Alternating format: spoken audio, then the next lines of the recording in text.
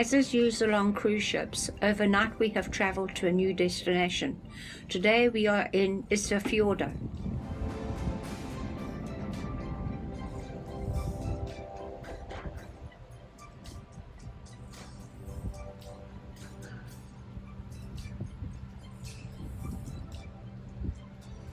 A modern Icelandic Coast Guard and fisheries ship is also in the port on a visit.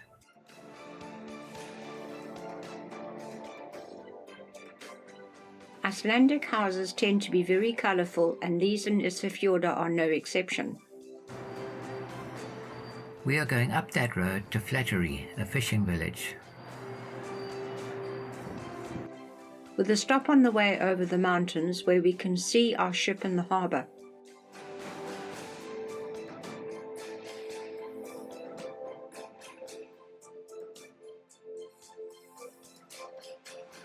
A 9-kilometre tunnel was cut through the mountain. It means that the road is never closed by weather. The tunnel has a junction tunnel to another community. The beach at Vestfjörður, a happy place to swim in summer. My gosh, it is June 26 and the water is freezing. A lot of the areas around the beach are closed for the Arctic terns and the down ducks to complete their brooding. With the down license, if you can collect 50 kg of down, you will have earned the average annual income of an Icelander. Flattery, a trading post since 1792.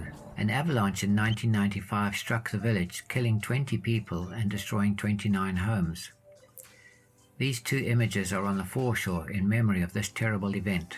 A deflecting dam has since been built to protect the remaining residents from future avalanches, standing in a huge A shape overlooking the village.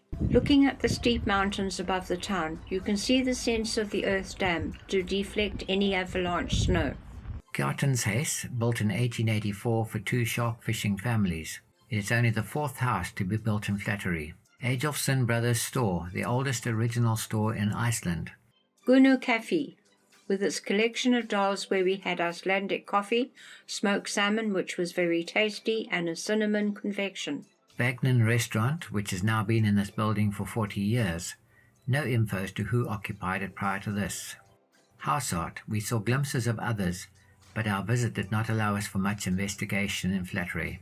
The ever-present Alaskan lupin, bought in for its beauty, now a problem plant. It grows so strongly it crowds out the native Icelandic species. To the village church to listen to a local youngster sing Icelandic ballads.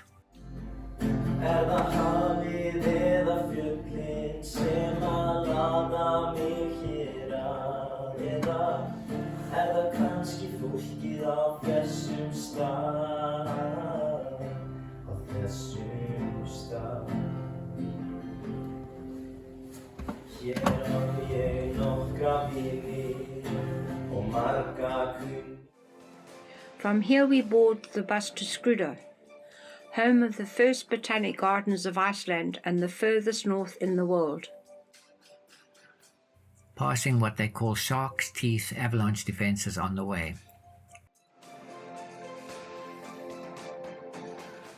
Skrudar is a small tree park established shortly after the turn of the 19th century by the Reverend Sigurður Guðlaugsson.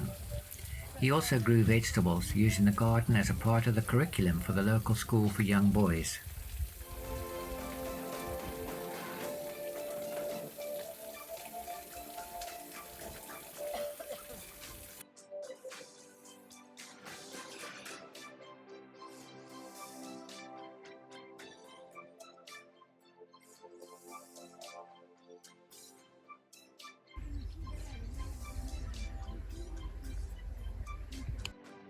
Skrudar, plenty of greenery,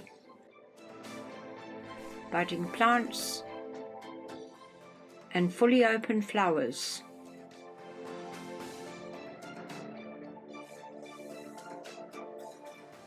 In 1966, this memorial to Reverend Sigtryggur and his wife Hjaltalína Gudjónsdóttir was unveiled. The garden is fed with mountain water, brought in through aqueducts laid by the school children.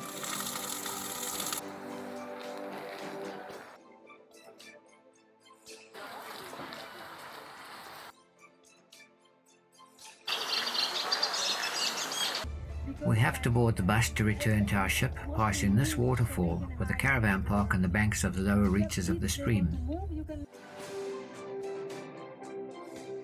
Past the futuristic church in Isafjorda and back on board. The crew handle our casting off with the usual panache, and we will travel around the north of Iceland to Akureyri, where whale seeking is on the program.